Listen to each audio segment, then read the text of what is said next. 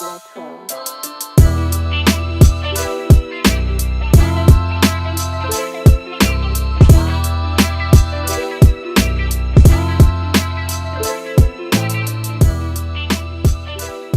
G'day everyone, welcome back to a strange version of the Late Afternoon Glass Off podcast. As always, I'm joined here by my good friend and co-host Zach Whiteman, reporting to us from what looks to be a hotel lobby. Zach, where are you? Mushy mushy. I'm in Japan, mate. We are in Matarao. Beautiful. How's it been? For a few days were good, Yeah, and today was really good. So no, we're loving it. Snow's really good, so we're kind of picked the eyeballs out of this week. It's been really good. beautiful. And more coming by the looks of as well, hey? It's nuking down right now. It's honestly an inch every half an hour. It's crazy. So yeah, Wow. we're rubbing our hands together over here. We're having a lot of fun. What about you? How, What's been going how on over good. there? Oh, mate, not a lot. Played in our OzTag semi-final last night. We got absolutely bent over by a very good team. So knocked out of that, which was disappointing. And then other than that, had a pretty fun day at Waves today actually. So tried out some new boards, got that going, and it was good fun. And then a few, like similar to you, what you guys got going over there. Seems like there's a few more days of Waves coming, so pretty excited for that. Got a few days off work, and yeah, we'll be tapping in. Um, It's we're funny how we're here. recharging the batteries, but like different sports. Yes, fully. That's it. It's bizarre and it's good. It's sort of similar time zone. It's about what are we? Oh, it's nearly midnight here. It's probably about 10 o'clock your time, right? Correct. So Yeah. we're both. You've been out. You've had a few beers tonight, so you'll be in good form. I've been just chilling. We just had So we had a few beers and then Brado had his first Starkey, so yeah, we're definitely diving into the culture. you're flying. How good's that? That's unreal. That's good. Um, we're here though to give the people a rundown of what transpired over the weekend with the Abu Dhabi Pro. We did our little Mm. sort of preview a couple of days ago, and we're here now just giving a wrap up. So, how much of this did you watch? Did you get to see a little bit of it? We did actually. Yeah. The owner of where we're staying now at Matarao Mountain Lodge, Mark, absolute legend. He's actually from Austinville, like close to Lennox Head. Um, True. so he gets that we're into surfing and whatnot, and he's got a little TV screen here that we've been watching the live stream. Sorry. So yeah, we've been watching a little bit of it, but obviously our focus is outside, not so much inside. But Yeah. yeah, we watched a fair bit. Unreal. Yeah, sick. Well, look, similar to what we did with the pipe one, I've come in with some disappointments and some surprises from the weekend on both sides of the tour, so the men's and the ladies. We'll crack straight into the women's side. What's going on here? All right, sweet. Straight into the women's side. So I've gone disappointments first. We'll get rid of the negatives. My dark horse pick and my winner for the event, Erin Brooks. She finished with a quarterfinal finish, so look, you can't be too spewing at that. But geez, she left a lot to be desired out there. She didn't look bad at all, but she's got levels that these other ladies don't have, and she didn't go into those levels once. She just stayed very very meat and potatoes. She's got pretty good air game, and I didn't see one from her all event, so it was disappointing to see. Did you watch any of her surfing? Yeah, like I said last event, I think a lot of people probably had her in a sports bet and didn't get a payout. I don't know what's going on there. She's just had a bit of a slow start, a lot of hype around her at the start of the year, and I think that's starting to pay a toll, maybe mentally, trying to keep up with Yeah, that mojo moving out from last year into this year. I don't know. I yeah, think maybe that one might just take a bit of time until it really sets in, which I think we're seeing. For sure. Yeah, well, look, I'm still not jumping off the train yet. Like I think she's got a lot more in the tank for this year. She's just had a bit of a slow start. I think she may be just a little bit nervous. In that format, you only get a couple of opportunities to give it a crack, and I think she maybe thought if she just did turns, she'd get there, but it didn't really work out for her. I think she'd be she sort of definitely looked electric though. Yeah, she did. She did. She just, like I say, she's got levels that these other girls don't have, and it was disappointing to see her not tap into them. Um, and then from her going to, I'll group these two in together, Tatiana and Lakey. They were both elimination round losses. They've both, I think Tatiana, her last two starts there have been third places. Lakey Peterson's won the event and had a semi-final finish, and both would have been looking at this as an event to get some points on the board, and both fell extremely short of that. They both had shockers. Not going to touch too much on the surfing because it was, like you say, it was actually a bit of a disappointment as a whole. We've been pretty sort of glowing over the ladies surfing to begin with, and I'll get to the surprises soon, but it was a bit disappointing this event not to see. I didn't see a single air attempt from a lady. I think Katie Simmers tried a pop shove it off the end, but was not even remotely close to landing it. I think it would have been really good to see the girls have a bit more of a crack there. You are definitely thinking the exact same as what I'm thinking. And I'm glad I'm getting into it nice and early because I'm not sure if you follow snowboarding much. Obviously, I like snowboarding a fair bit, but someone in the females in X Games last week, did a quad cork, which is fucking insane, over the same size kicker as the men's, which is like really pushing it. And then I said to the guys here, like, why the fuck did not one female surfer have an attempt at an air, at a wave where it's so predictable? And to be honest, I'm not running off women here. I thought that the innovation on the men's side was just as poor in the fact that there was alley-oops and crap flips. That was it. Like, I was shocked that no one put together a run from start to finish with complete variation. I thought it was a big old flop, in my opinion. Yeah, and I've got a little stat on that later to do with the alley-oops and the particular person in the event. But yeah, we got that out of the way with. We're going to surprises. This is a sort of couple green ticks here.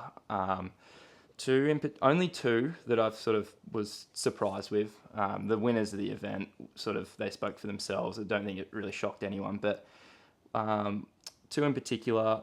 I'll start with Vaheen Fierro. Did not pick her at all for a result here. I don't think anyone did they? Nah, she's a Chopes lord. But she displayed some incredible, I think the best backhand tube technique I've seen from a lady ever. It was very, very good technique, and the judges loved it. They were giving her big scores for it. So she used that to her advantage all the way through, ended up with a very good result. And then Gabriella Bryan, who, in my opinion, she was sort of the MVP of this event. She's not just her type of surfing. It's not someone that's going to be doing the airs that we referred to before, but she looked head and shoulders above the other girls in terms of how hard she was hitting the lip. So powerful, and got all the way to a semi-final finish. Could have easily been a final. She lost narrowly to Katie Simmers. She just needed to finish her final wave and she would have got the score all day, but she didn't. I think she fell off in the barrel. But she was a super impressive female surfer from this event. She smacked it all the way to the semi-finals, and yeah, she surprised me a lot. I agree. I'll move on to the men's now. So a couple of disappointments here. The first one was Baron Mamiya. Now, coming off a win at Pipe to start the year, coming into this event in the yellow jersey, was a bit sceptical of him at this event. It wasn't someone I had pinned for a good result, but Jesus, he looked poor at best. His right-hander he's looked decent on the right-handers, but on the left, he got one that he jammed all the way down, like finished it off, turns all the way down the line, and look, it wasn't great to look at, and the judges didn't want to bar of it either. They gave him like a 4. Like you could see he got to the end of the wave, and he's like, all right, that's a score. You could see it in his body language, and they threw him like a 4, and it was as good a surfing as he could have done on that wave for him, and that was a bit of a letdown. He really needs good waves. I think that's the curse of the yellow jersey. I personally thought Tyler looked completely off. Can we touch on the wetsuit? Tyler's wetsuit. Did you see that? What the fuck is going on there? Do you know what the is reasoning? that? Do you know the reasoning behind it? Oh, don't tell me it's something political. It's not political. I'd almost rather it be political. What she's saying is that, so for those that don't know and they're listening at home, Tyler in this event wore a wetsuit, which on one half was a steamer and on the other half was a spring suit.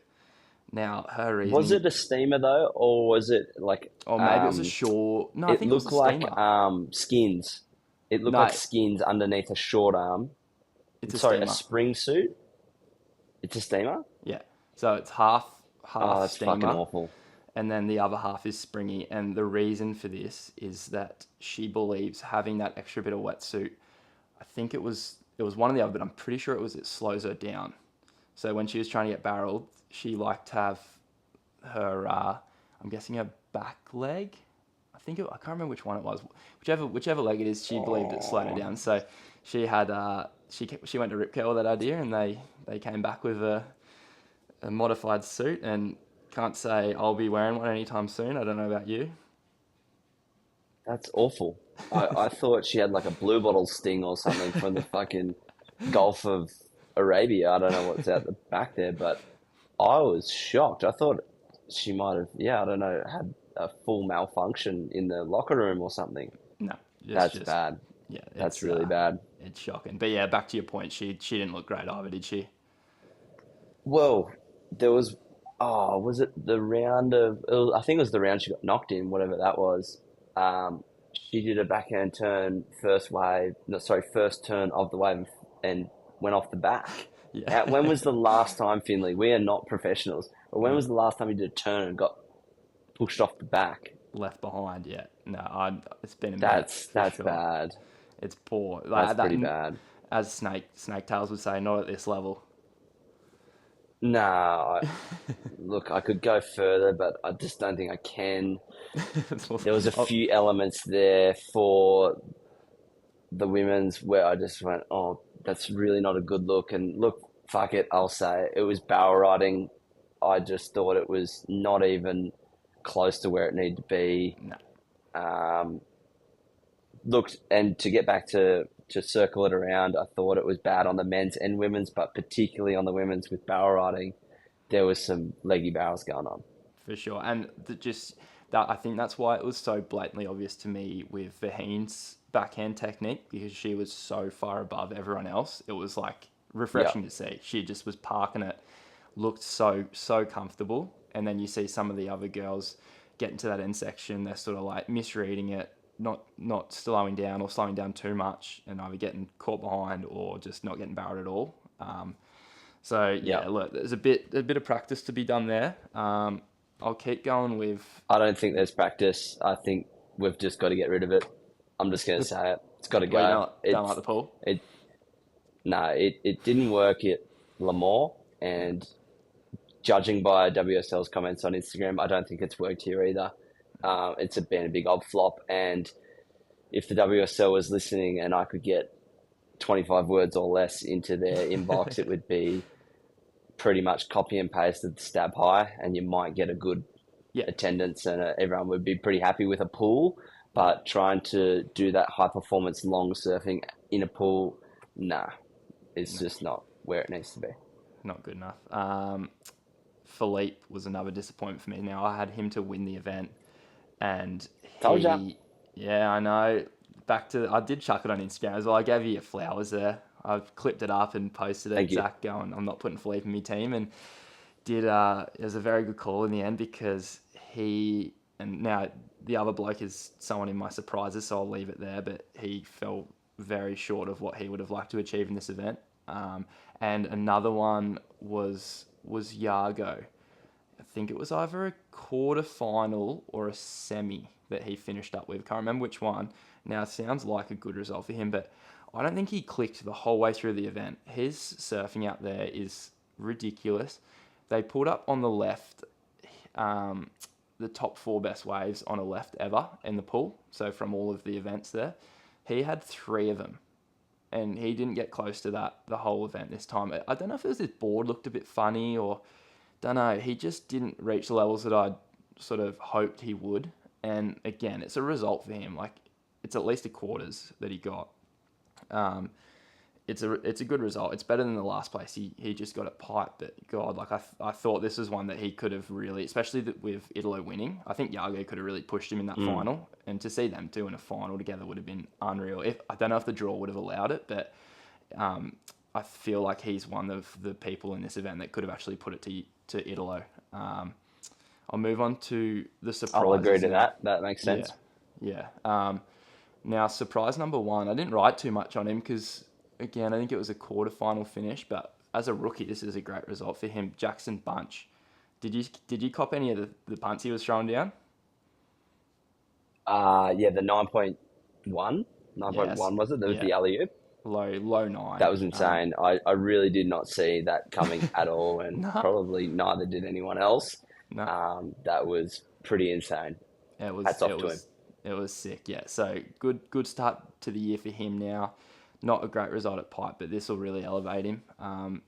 The next one was second place, Rio Wader. Now, I think you had him in your fantasy team, did you, or did you get rid of him in the end? I feel like I had him in there, and then you were like, oh, I don't know. And because I was going so shit in fantasy team prior, and you were like, we need to give this podcast credibility, I took him out, and fuck me, mate. I wanted to pull my hair out and scream at you when I did, because it paid off. It did, didn't it?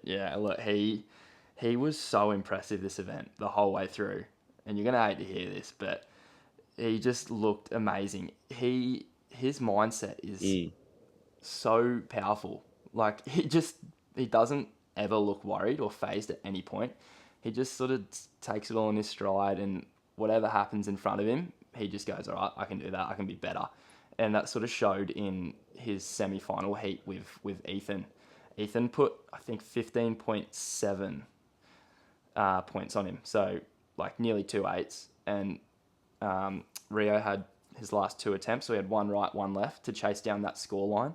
And he did it. And it wasn't even that he tried anything crazy. He just leveled his surfing up. Like, he was punching the lips so hard, throwing mid-wave reverses down, and then finishing off with a strong finish each time. But he wasn't doing those big oops that Italo and all the other guys were doing. He was just surfing really strong, and he actually took it to Ethan in that regard, which not many people can do. Like, it's nearly impossible to beat Ethan on power and turns, and Rio actually did that, which was super impressive to look at. Finished with a final, which is, again, for him, a really good result. Did you get to see much of Rio? I saw bits and bobs, and yeah, you're dead on there. He was one of the standouts. Loved what he was doing. You're definitely right. There seems to be a gear shift for Rio. Yeah. I personally think he's just hammering the Picari sweats and just getting his electrolytes up. But whatever he is doing is definitely working, and he's looking bulky. He's never really looked super bulky, but he's starting to bulk out. He's working with good people, and I think he's got his head screwed on, and it's paying dividends now. Good on the lad. For sure. Good on him. Another one which I had noted similar to Rio was it didn't get as good a result. He only finished with a quarters, but Kanoa. Now, Kanoa had the sort of unenviable task of taking on Philippe in the round of 16, I believe, and looked for all intents and purposes, he looked. Well, I wrote him off. I basically was like, "There's no way Kanoa beats Philippe here. This is a done deal. Philippe will just be moving through quite easily." And credit to him, he started off very strong, applied the pressure to Philippe, and it's actually one of the few times, maybe the first time ever, I've seen Philippe actually crumble under pressure and it was all because Kanoa just started so strong. He didn't lay down at all. He surfed to his limits, and that's kind of what you got to do against the top guys. And he smacked him all the way to the end of each wave, put up 2 great scores, and Philippe had no option but to do the same, and he couldn't do it. And again, only a quarterfinal finish, but to beat Philippe in this event is like a win in itself. Yeah, well, you went through all the stats on the previous episode, and we were watching a fair bit of Philippe, and there was a little bit of controversy there with the Finn event, even though it really did jack diddly squat to whatever was going to happen. So there's what are your thoughts there? What were you thinking? Look, I think the head judge actually did very well in summing that up. So I thought no need to address that.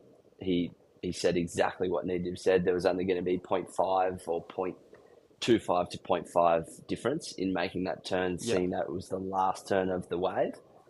And I don't think Philippe was angry at that. He was just angry that he lost, in my opinion. But just back onto him and where he's at, I think we're seeing Philippe in a different light, and I'm not sure it's better than the previous Philippe. And when I say previous Philippe, he's obviously had a break. I honestly think pre-break was better than post-break, in my opinion. One of the boys that we've been watching with, this is a pretty harsh call, and he's probably, poor bugger's probably been smashing it out in the gym, but he does look a little bit fatigued and chubbier, I don't know.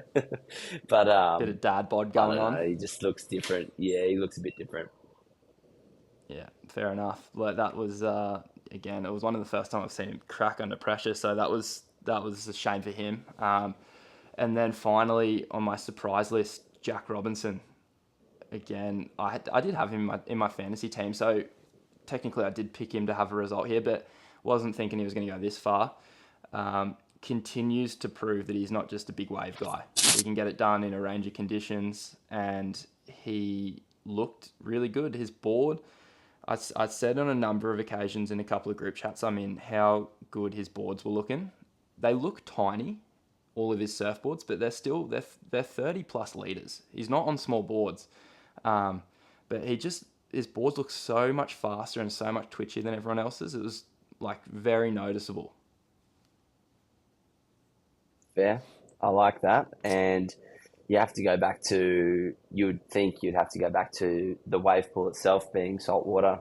Would it be the same in freshwater? I don't think so. So maybe he's dialed into something that other people aren't as much, or maybe he's got his own wave pool version, saltwater version 2.0. I'm not sure, but yeah, you're right. He looked pretty electric. He did. He looked good. And then obviously we'll go to the winners. So Italo Ferreira took it out. Now, I did a bit of digging through this event, and I went back through all of his heats. He had, let me just pull up my notes here. So he had 10 lefts throughout the event. You get 10 lefts, 10 rights. It works out. Unless you go through the elimination round, you get an extra wave on each side. But he went straight through. So 10 lefts. He had, on those 10 lefts, he had 9 alley-oop attempts. How many of those 9 do you reckon he landed? I'm going to go 6. Italo landed 7 of the 9. Now, one of them has a bit of an asterisk on it because it was on his last wave, which he'd already actually won the final on. So it was a sort of a victory lap, and he did it with a Brazilian flag around his neck. And as he went for the oop, it actually wrapped around his head. So he did it blind, and he almost landed it. So I'm willing to sort of cross that one out. So I'm just going to say 7 from 8 oop attempts he landed. That is absurd. Yeah, I think he was MVP, no doubt. And I honestly think the wave of the event was him riding Switchfoot at the end. Yes, that was pretty good to see for sure. Look, he's electric. The rightful winner at the end of the day. You can argue against this event all you want, but throughout the entirety of it, he was the standout. Getting 8s every heat. eights were very hard scores to come by. As we saw on day one, they were like gold. I don't think not one male surfer got an 8 on day one of the competition. I think there was a high 7, maybe a couple of 7s in the mix there too. But Italo sort of started getting them, and you could just see as he got further and further into the event, he figured out his line on each wave, similar to I guess what you guys are doing snowboarding. He figured out his line, and he just didn't stray from it because he knew every time he did it, he was getting an 8. And sure enough, he got to the end of each wave and he got an 8. So you can't argue with it. Kind of an interesting sort of proposition here, though. What do you think about that? So he was able to do that run over and over and over again to the same result, and he knew each time what he was going to get. Do you think that should be the case because he's so talented that you've just got to reward it, or do you think there's sort of an argument there for, all right, you've done that run now, if we see that run again, you're not going to get rewarded the same? No, I think for that event, runs are predictable, and there's no doubt that they're probably, before the wave even comes through, they're talking, oh, I'm going to do a turn here, I'm going to do that turn here, I'm going to do barrel, whatever. And they've got their run from start to finish already semi-locked in. It's no different to snowboarding and slopestyle and stuff like that. They have their runs dialed in. They might do the same run all weekend. But what they do is you actually improve on the technique of the run and the cleanliness of the run. Right. So you tidy up the little loose ends. So, and I think that's where the pool kind of can become a bit boring for surfers, but that's actually normal procedure for skateboarding. It's normal procedure for snowboarding or the brother-sister offshoots of surfing. But it's just a new idea for surfers to adopt, and I think that's where the monotonous can come from. But realistically, I think where the runs decipher is how well you execute that run. Right, sure. So you're just saying if you can do it, great, keep going for it. Yeah, you can build on the same run and get a higher score, in my opinion. Yeah, fair enough. And then the ladies winner, Katie Simmers. Now, she was pretty impressive right the way through. I didn't chuck my ×2 on her in this because I was thinking that Erin Brooks is going to go well, but in hindsight, it was just the obvious choice, really, and she really performed and finished off on top. So that's sort of a bit of a red cross against my name. I've sort of let myself down there, and I really should have just stuck with what was going to work. Sorry about that, guys. That storm that Zach referred to earlier has rolled through and it's actually cut him off. So I'm going to finish off the podcast without him. There's not much to go through. All I'm going to do now is just do the fantasy wrap up. I think just before we cut off, we were talking about Katie Simmers winning. Look, both Italo and Katie were the standouts of the event. They both were the rightful winners. I don't think anyone can argue with that. So we'll leave that there. We'll go into the hotly contested fantasy rankings now. Zach's had a bit of a resurgence. He's moved up from 60-something place up to 55th overall with an okay result in the last one. And then I'm just moved slightly down into 10th place, so still thereabouts, but I've gone south rather than north, which is where I was aiming for. The top 5 now. Andy Irvine, who won the first event, has actually won the second event too, so he's on an absolute heater. Then in second place overall is Taj Healy. So he's on a heater too. He's come rocketing up the rankings. Bowie in at third. Paul Southern still hanging in at fourth, and Tully McLean, who was also up there to begin with. They're all around the same mark. So that's your top 5 overall. And then in the event, as I touched on before, Andy Irvine came first. Roger Rogerson, don't know who that is, but they came in second. Shannon Mackey in at third place. Cahill Bell Warren, I'm assuming this is CBW Token Victorian. I reckon that's you. You came in at 4th for this event, and Taj Healy in at 5th. So couple of movements there in the rankings. I'm, again, like I said, I'm in 10th. I'm still thereabouts, so hopefully moving into Portugal in just under a month's time, we can elevate that a little bit further. And then with Zach, he needs a miracle at this point. But look, I don't know if everyone's across this. As you go into each event, you actually get slightly more points per event. So I think it's like 1.1, 1.2, 1.3 as a multiplier, and so on. So you're not actually out of it. If you're struggling down the bottom, you've just got to really do well in the back end of the year, and you can claw yourself back up into the top end of the rankings. So don't give up. There's, like we've touched on, there will be prizes. So you want to be part of this. I'm going to leave it there. That's our Abu Dhabi wrap up. We will be back next week. We've got an episode in the bank, which is a pretty cool one, touching on a bit of the localism antics that we sort of see and hear about living in this area and surrounds. So we'll drop that one middle of next week.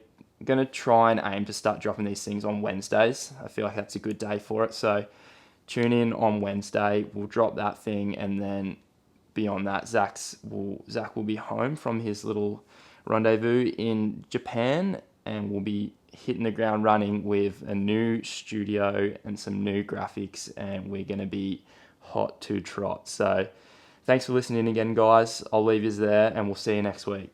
See you soon.